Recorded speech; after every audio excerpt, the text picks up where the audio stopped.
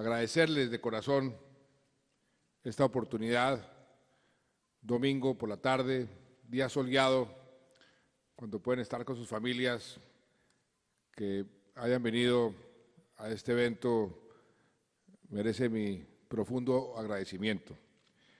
Quiero saludar a los señores embajadores, tanto en Washington como en Naciones Unidas, a la señora cónsul en Nueva York, al señor cónsul en Newark, a los señores presidentes de los partidos políticos que conforman la Unidad Nacional, a su representante en la Cámara de Representantes, Jaime Buenahora, a la señora presidenta de la Guardia Community College, que nos sirve de anfitriona hoy en día, muchas gracias, la señora Mello, a todos los funcionarios que me acompañan el día de hoy del gobierno colombiano, también de los dos consulados, de las embajadas, a los invitados especiales, a nuestras dos presentadoras, a nuestra querida Adriana Vargas, quien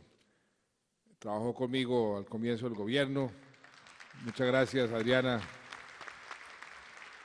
Usted sabe que allá tiene siempre conquistado nuestro corazón en el Palacio de la Niña. Y a Luis Alejandro Medina, por supuesto, también un saludo muy especial.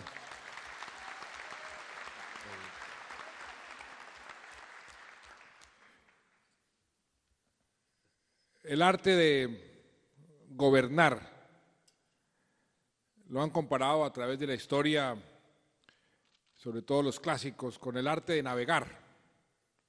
Dicen que tienen cosas parecidas.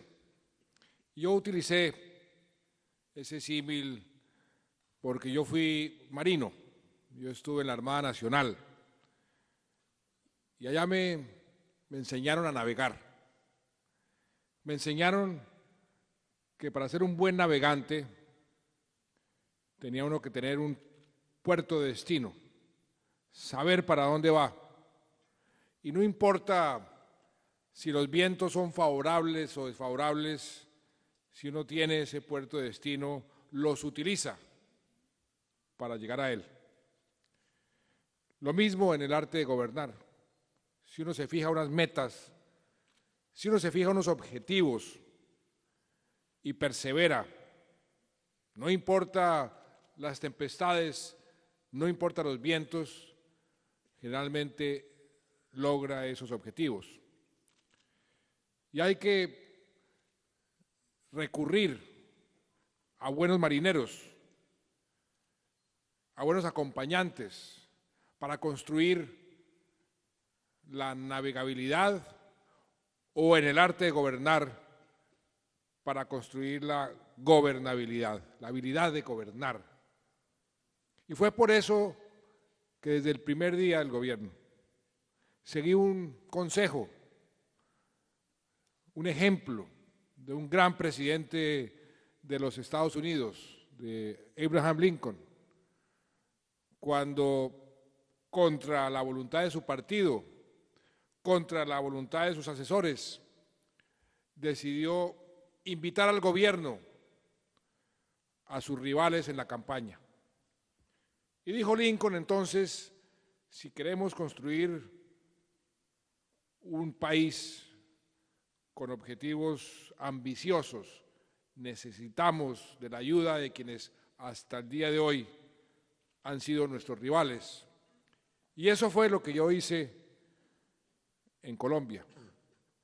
Apenas gané las elecciones, invité a los partidos políticos que compitieron conmigo,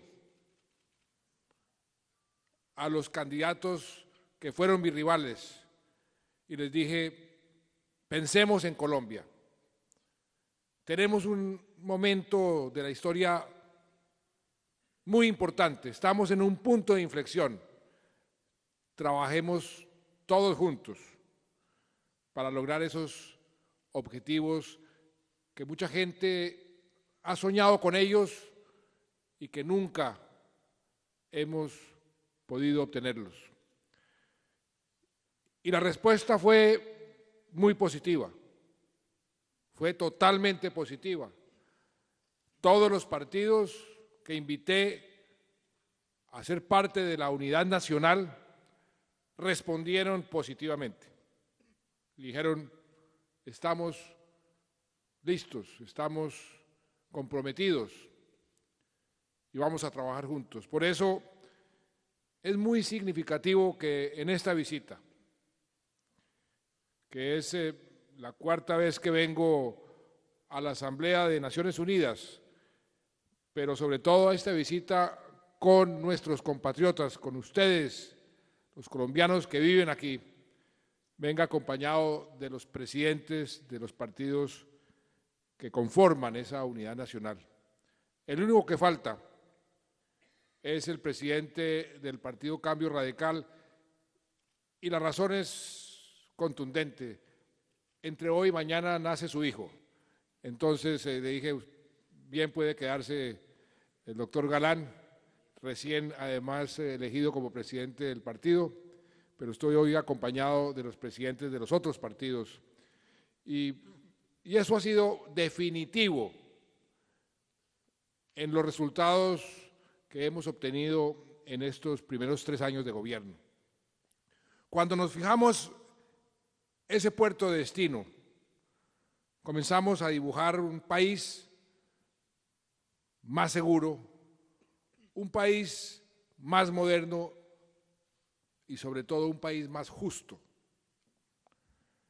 Esas 3 palabras, justo, moderno y seguro, han sido las palabras inspiradoras de toda nuestra política de gobierno, de todas nuestras políticas públicas que hemos puesto en marcha y de todos los proyectos de ley y reformas constitucionales que gracias a la unidad nacional hemos logrado aprobar en el Congreso de la República. Hemos tenido gobernabilidad y esa gobernabilidad nos ha dado, nos ha facilitado, nos ha permitido lograr esos resultados. En términos de un país más seguro, nos propusimos atacar 3 frentes, 3 peligros, 3 amenazas que tenía Colombia y que sigue teniendo. El frente del terrorismo, la guerrilla, las FARC, el ELN. El frente de las bandas criminales al servicio del narcotráfico y la inseguridad del ciudadano de a pie, la seguridad ciudadana. Frente a esas 3 amenazas, establecimos estrategias específicas diferentes, porque son diferentes tipos de enemigos. Pero hemos venido perseverando y obteniendo resultados contundentes. En la primera amenaza, la gente a veces se le olvida. Hace precisamente 3 años estaba yo aquí en una reunión de la Asamblea de Naciones Unidas y me llegó la noticia de que una de las operaciones que habíamos planeado hasta el último detalle contra ese personaje siniestro que se llamaba el Mono Jojoy fue exitosa. Y esa persona que le había causado tanto daño al país, tanto dolor, tanta violencia, ya no iba a poder continuar haciendo sus fechorías. Y desde entonces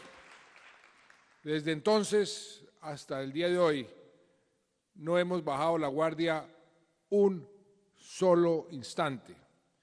Nuestros soldados de tierra, mar y aire, nuestros policías, que todos los días ofrecen sus vidas, arriesgan su integridad para defender la seguridad de los colombianos, han seguido en la ofensiva y con muy buenos resultados.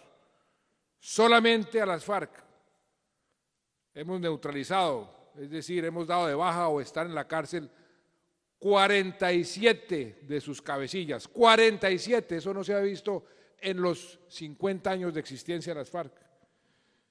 Y así como dimos de baja al número 2 al Mono Jojoy, también dimos de baja al número 1 a Alfonso Cano. Y hemos reducido el número de personas con fusil, lo que llaman encuadrillados, a su mínima expresión, es decir, a su mínimo nivel, desde que se llevan las cifras. Es por eso que están en La Habana dialogando. Si fueran triunfantes, si estuvieran fuertes, no estarían dialogando. Frente a las bandas criminales, hace 3 años recibimos un país con unas bandas criminales que tenían verdadero poder nacional. Acuérdense ustedes que salían en los periódicos las famosas Águilas Negras y el nombre de esas bandas que hacían lo que se les daba la gana a lo largo y ancho del país.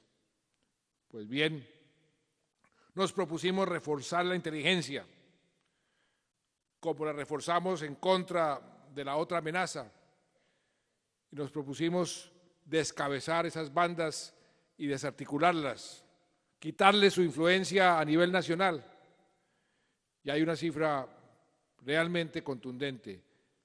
Todos los jefes de esas bandas criminales que estaban operando, todos sin excepción, que estaban operando en enero del año 2012, hoy ya no existen.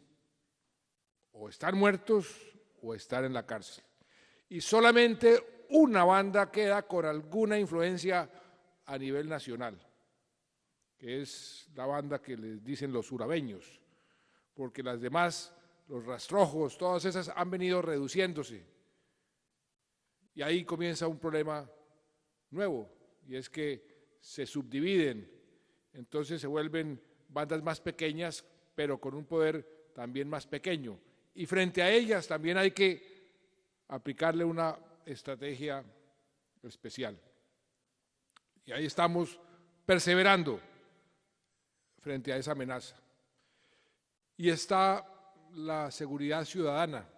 Por primera vez en la historia del país pusimos en marcha una política integral que hemos llamado de convivencia y seguridad ciudadana.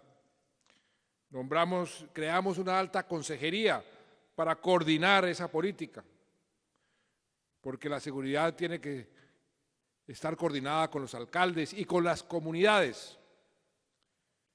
Y esa política está marchando y está dando resultados. Tenemos la tasa de homicidios por cada 100.000 habitantes más baja de los últimos 35 o 40 años. Tenemos los secuestros más bajos en los últimos 40 años. Tenemos cifras de piratería terrestre y otro tipo de indicadores que están en la tendencia a la baja.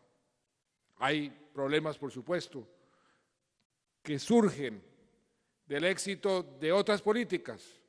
Esas pequeñas bandas se dedican a extorsionar en ciertos sitios. Frente a ellos también tenemos políticas. Pero lo que les quiero decir es que no hay lugar a dudas. Lo muestran los hechos, los muestran las cifras, que hoy tenemos un país más seguro de lo que teníamos hace 3 años. Como hace 3 años teníamos un país mucho más seguro de lo que teníamos hace 10 años. Vamos avanzando en ese aspecto fundamental de cualquier Estado, de cualquier gobierno, porque como lo decían los propios romanos cuando crearon el concepto de república, la primera ley de la república tiene que ser la seguridad, porque si esa ley no opera, las demás leyes se vuelven inocuas. Y por eso, en ese frente, cualquiera que esté en la cabeza del gobierno tendrá que perseverar, tendrá que continuar. Siempre hay que buscar darle más seguridad a los ciudadanos, porque es la base del progreso. Y esa mayor seguridad es lo que nos ha permitido trabajar y obtener muy buenos resultados en esos otros dos frentes, en la construcción de un país más justo y de un país más moderno. Un país más moderno, ¿de qué se trata? ¿Qué necesitamos para ser un país más moderno? Son cosas elementales, obvias, pero importantísimas para que el país pueda progresar. Un país moderno es un país que tiene una economía sólida, una economía sostenible, y por eso nos dedicamos a fortalecer la economía. Recibimos una economía con un déficit de 18 billones de pesos. En estos 3 años hemos logrado convertir ese déficit en un superávit de 2 billones de pesos en diciembre del año pasado.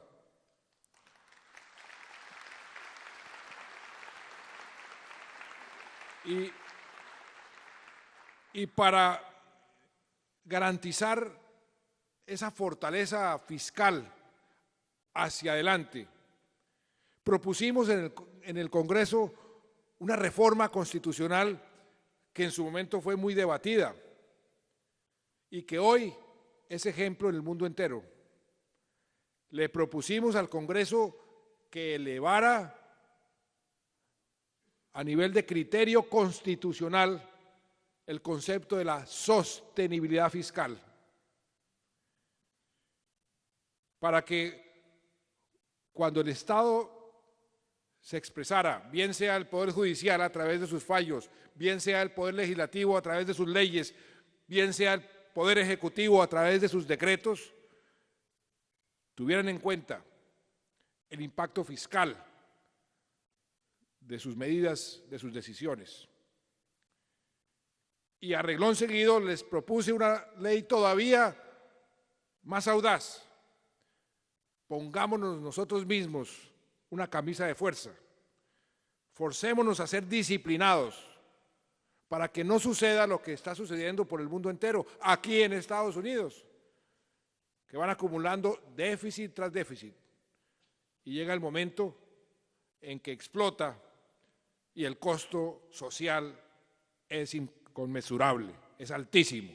A mí me tocó, como ministro de Hacienda, administrar tal vez la peor crisis fiscal que ha tenido el país en los últimos 80 años. Me tocó reducir los presupuestos de la salud, de la educación. ¿Con qué dolor? Nos retrasamos 30 años en un solo año, en 2 años de crisis. Por eso me quedó esa experiencia muy vigente en mi corazón y en mi cabeza, y por eso de los primeros proyectos de ley que presenté al Congreso fue ese proyecto. Y esa disciplina que ya tenemos a nivel constitucional y legal ha generado una confianza del mundo entero en la economía colombiana como nunca antes habíamos vivido. Hace 2 días hicimos una emisión de bonos en los mercados internacionales. Queríamos $1.000 millones. ¿Saben por cuánto nos demandaron? Por 7.000 millones. ¿A qué costo? Al costo más bajo que hemos podido colocar bonos en nuestra historia. Durante este año hemos logrado, afortunadamente, las 2 emisiones las hemos colocado con los costos más bajos de nuestra historia. ¿Eso qué significa? Que hay confianza en el futuro de nuestra economía, que el mundo está creyendo en Colombia, y es un activo que tenemos que consentir y cosechar todos los días, porque de ahí se desprende la posibilidad de hacer una buena política social, de hacer una buena política de infraestructura, de hacer el resto de tareas que le corresponden a un buen gobierno. ¿Qué porcentaje de la población está cubierta por el sistema de salud. Ustedes saben muy bien que este es un tema aquí en Estados Unidos muy álgido. Pues Colombia ya tiene técnicamente cobertura universal en materia de salud. Ya la tiene, ya logramos técnicamente cobertura universal. La otra lista, ¿qué porcentaje de las enfermedades están cubiertas por el sistema? Colombia es de los países, y ahora con la ley que nos aprobó el Congreso, eso se reafirmó porque la salud dejó de ser un negocio para convertirse en un derecho fundamental. Somos de los países que más cubrimos enfermedades que le dan a la gente dentro del sistema. Y la tercera lista que miden los expertos es qué porcentaje del bolsillo de la ciudadanía tiene que dedicarse a la salud, es decir, cuánto le cuesta en salud de lo que no hace el Estado. Pues Colombia tiene unos porcentajes más bajos también.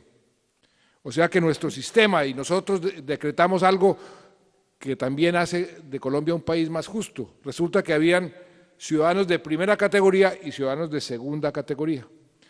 Los de primera categoría tenían acceso a un sistema de salud con ciertos beneficios y los de segunda categoría no tenían esos beneficios. Pues nosotros expedimos un decreto diciendo, no señores, vamos a nivelarlos y no por lo bajo sino por lo alto. Y hoy todos los colombianos están nivelados por lo alto y no por lo bajo. Eso es ir construyendo un país más justo. En empleo, como lo decía también Jaime Buenahora, hemos logrado reducir el desempleo mes tras mes, sin excepción, durante 36 meses. Y somos el país que más empleo, y empleo formal, porque antes creábamos empleo, pero era empleo informal. Hoy estamos creando más empleo formal que informal. Y hoy todos los colombianos están nivelados por lo alto y no por lo bajo. Eso es ir construyendo un país más justo. En empleo, como lo decía también Jaime Buenahora, hemos logrado reducir el desempleo mes tras mes, sin excepción, durante 36 meses. Y somos el país que más empleo, y empleo formal, porque antes creábamos empleo, pero era empleo informal. Hoy estamos creando más empleo formal que informal. Y somos el país de América Latina que más empleo ha creado en estos últimos 3 años. Es un logro muy importante. Ya la última cifra de desempleo está por debajo de 2 dígitos, que era lo que nos habíamos propuesto. Todavía tenemos que hacer un gran esfuerzo porque todavía hay más de 2.200.000 colombianos sin empleo, buscando empleo y no lo encuentran. Demasiados colombianos todavía. En fin, vamos en ese propósito de crear un país más seguro, más moderno y más justo. Vamos avanzando y avanzando bien. Y todos estos resultados se han logrado en medio de un conflicto, en medio de una guerra que hemos tenido durante los últimos 50 años. ¿Y qué nos ha pasado a los colombianos? Que nos hemos acostumbrado a la guerra, que nos hemos acostumbrado a la violencia, que ya nos hemos vuelto insensibles, nos hemos anestesiado y ya matan 10 soldados y eso no es noticia, no salen los periódicos. Y hay una masacre aquí, una masacre allá y la gente sigue su camino como si no existiera.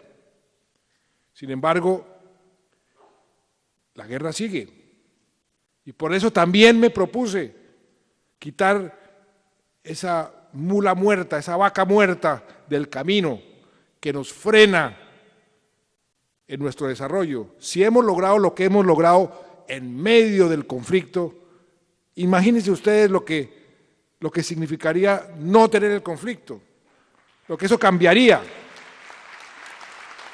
Por eso Por eso me propuse dar ese paso arriesgado, lo sé, difícil, lo sé, pero lo tomé a conciencia. Es más fácil hacer la guerra que hacer la paz. Yo he hecho la guerra, y modestia aparte, con mucha efectividad. Nadie en Colombia le ha dado tan duro a las FARC como este servidor. Nadie.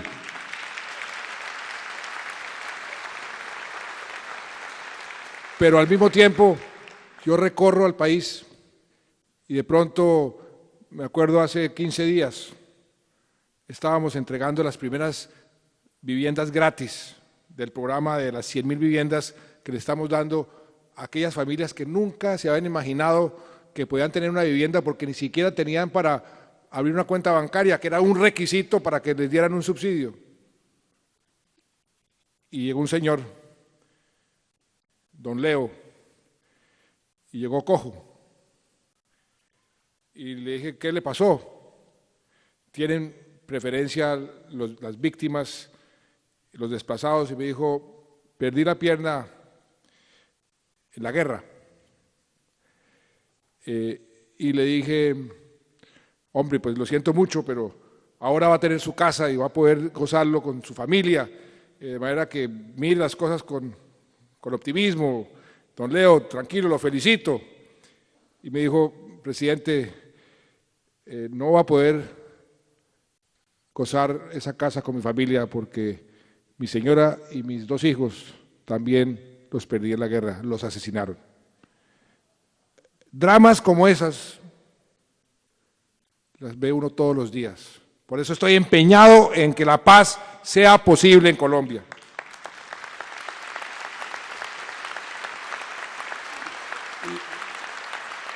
Y es arriesgado.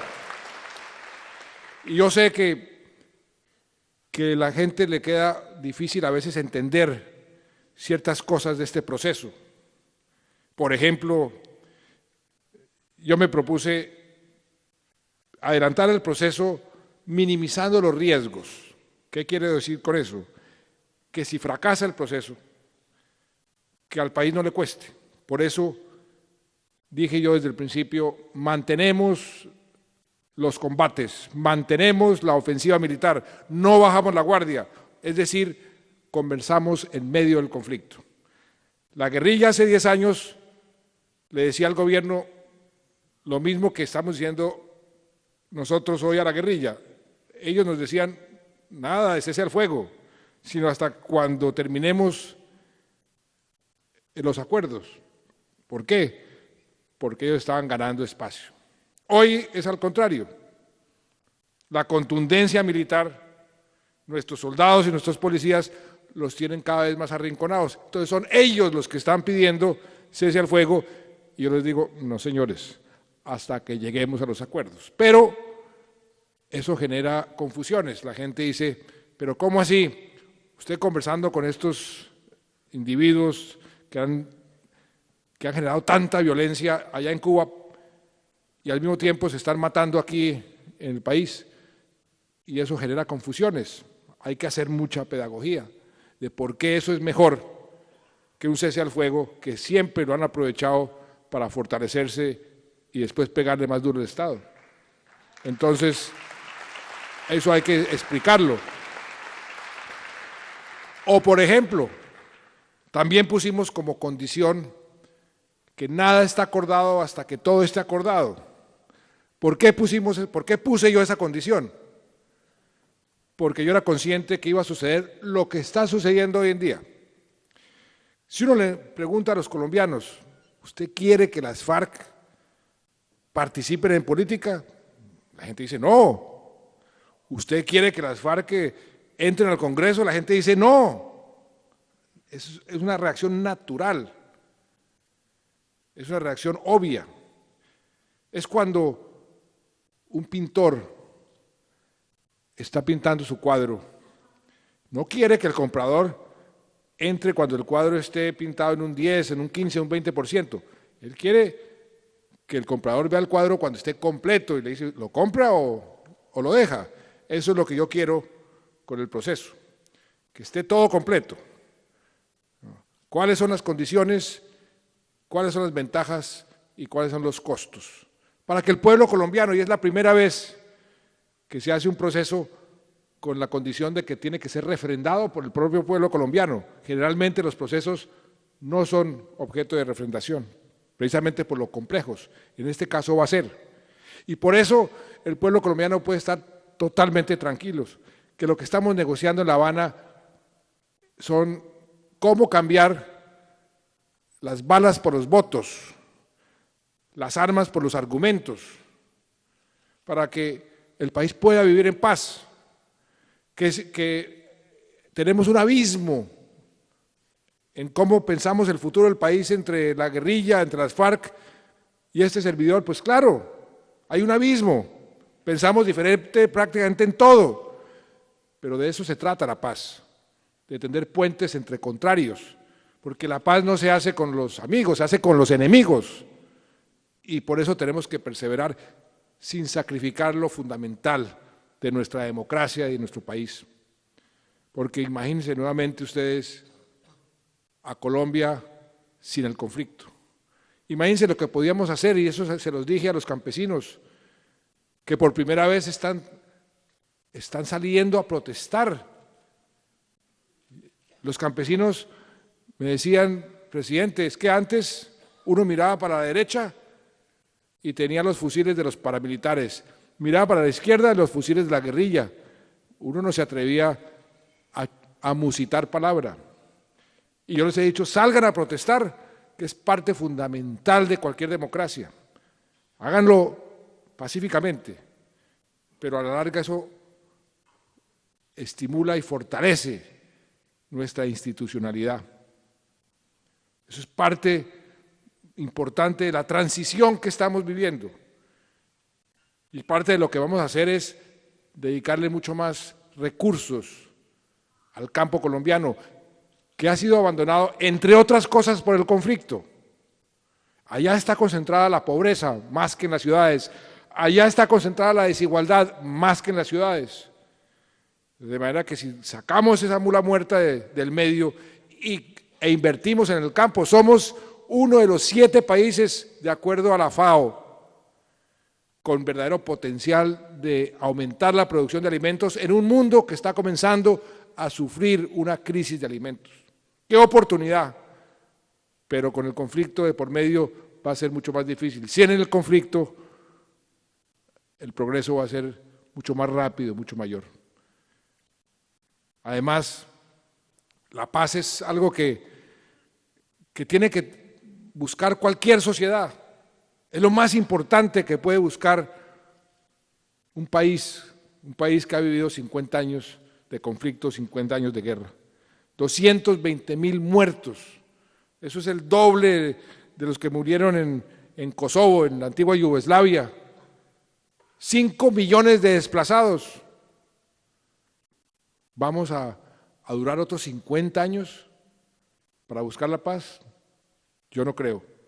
Por eso estoy empeñado en conseguirla. Y para eso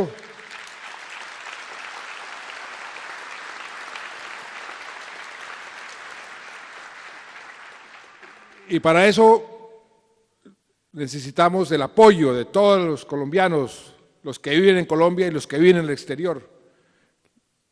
Es importante que todos apoyen, porque la paz no es de Juan Manuel Santos, la paz no es de este gobierno, la paz es de los colombianos, de todos los colombianos, la paz es de ustedes. Y por eso todos tenemos que poner nuestro granito de arena, asumirla como un propósito nacional, encauzarla bien, y ahí este país, ahí sí de veras se dispararía en su desarrollo, en su creación de prosperidad. Por eso ese puerto de destino de un país más seguro, de un país más moderno, de un país más justo, se le agrega un país en paz. Y nos ha tocado afrontar problemas serios, tempestades complicadas. El día que me posesioné, al otro día estaba yo visitando las inundaciones, la ola invernal, el desastre natural más grave que ha tenido Colombia en toda su historia. Pero salimos adelante. y salimos adelante bien. Nos ha tocado este fallo de la Corte Internacional de Justicia, la Haya, que nos llegó. Nosotros no teníamos velas en ese asunto, pero lo estamos afrontando y vamos a salir bien. Y esas pretensiones de Nicaragua de llegar hasta Cartagena con su plataforma continental, no la vamos a permitir que se consoliden. Tengan la seguridad.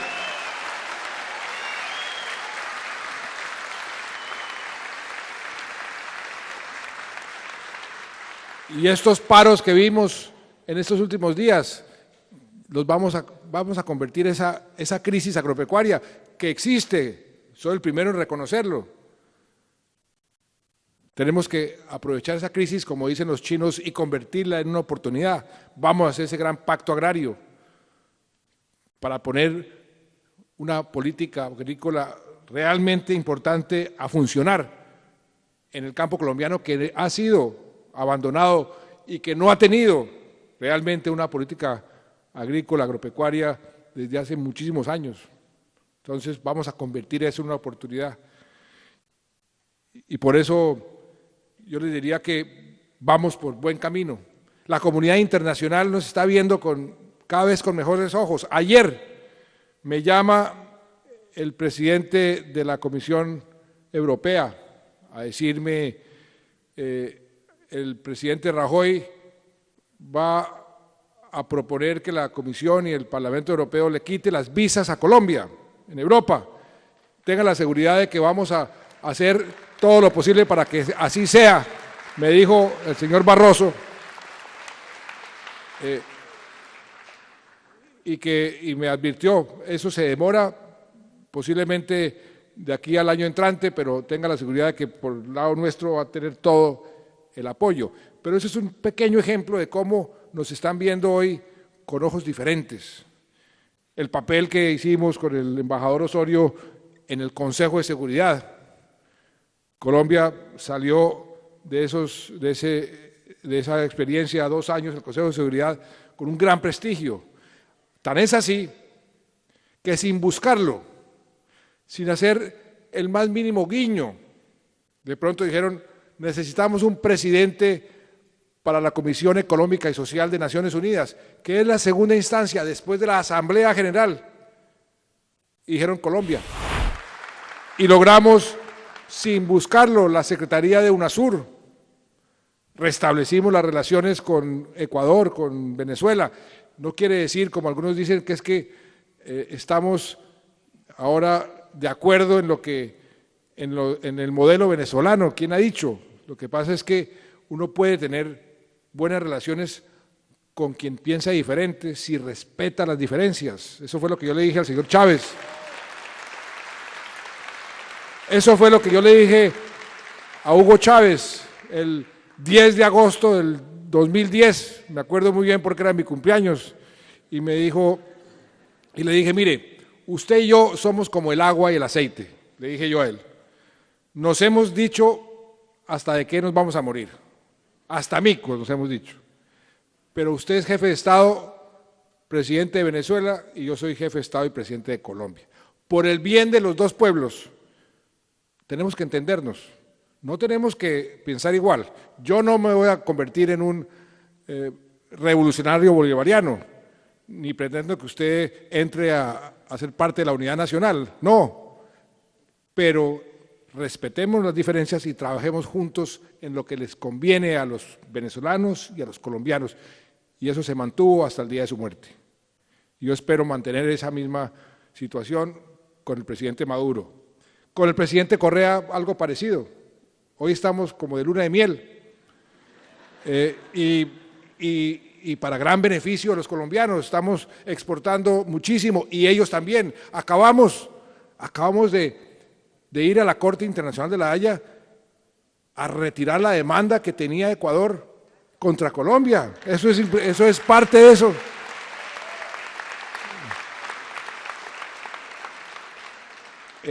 El Tratado de Libre Comercio con Estados Unidos estaba estancado, no lo querían votar en el Congreso norteamericano, lo votaron, lo mismo con el Tratado de Libre Comercio con la Unión Europea. Vamos al Asia y en el Asia ya nos miran con respeto, con admiración. La creación de la Alianza del Pacífico es hoy, como dicen, la integración de moda. Vamos a tener una reunión con los presidentes de las compañías más importantes de Estados Unidos, los presidentes de la Alianza del Pacífico pasado mañana, y se agotaron las boletas en los primeros 20 minutos. Todos querían ir, todos quieren estar ahí. Son las 4 economías más dinámicas de todo el continente. Eso, ahí está Colombia en el centro. Hoy saca uno el pasaporte colombiano y ya no lo meten en los cuarticos a esculcarlo. Le dicen más bien, usted es de ese país, de esa campeona del salto triple, Catherine Ibargüen, o usted de ese país que tiene la selección que estaba de tercera, ahora estamos de quinta porque perdimos con Uruguay en la FIFA, o usted es de ese país que está de primero, por primera vez en la historia, en la clasificación de la Confederación de Ciclismo Mundial. Usted es de ese país que está subiendo como una estrella fulgurante en todo sentido, porque así es como le dicen a uno los analistas internacionales: Colombia está de moda, Colombia va para arriba, Colombia sigue su dirección correcta. Y eso es lo que vamos a continuar, eso es lo que tenemos que continuar todos. Por eso, y con eso termino, siempre llamo a la unidad. Nosotros tenemos que unirnos, dejar los odios a un lado, dejar los rencores al otro.